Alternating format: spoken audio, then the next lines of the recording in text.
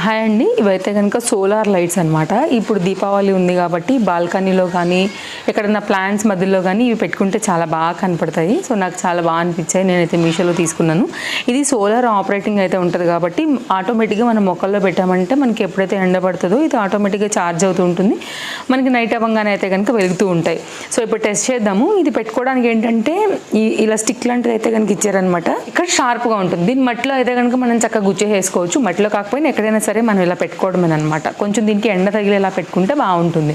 So ఇవి ఎప్పుడైతే చీకటిగా ఉంటాయో అప్పుడు ఈ వెలుగులో అయితే కనుక వస్తాయన్నమాట. ప్లాంట్స్కి అది నీళ్ళు పెట్టినప్పుడుగా కానీ ఇది రెయిన్కి వాన పడినా కానీ ఏం ప్రాబ్లం ఏమి ఉండదండి. జస్ట్ మనకైతే కనుక ఎప్పుడైతే చీకటి అవుతాయో ఆటోమేటిక్గా మనకి చీకట్లో ఇవి వెలుగుతాయి అనమాట. సో పెట్టి చూద్దాం ఇవి ఎలా ఉంటాయో.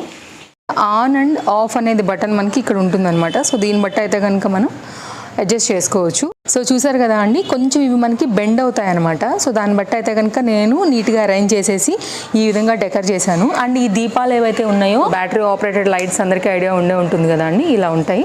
జస్ట్ నేను దీన్ని కూడా అయితే కనుక యూజ్ చేశాను పిల్లలకి చేతులు అది కాల్చుకోకుండా. సో సేఫ్ సైడ్గా ఉండడానికి ఇవి కూడా చాలా హెల్ప్ చేస్తాయి. చిన్నపిల్లలకి తెలియదు కాబట్టి.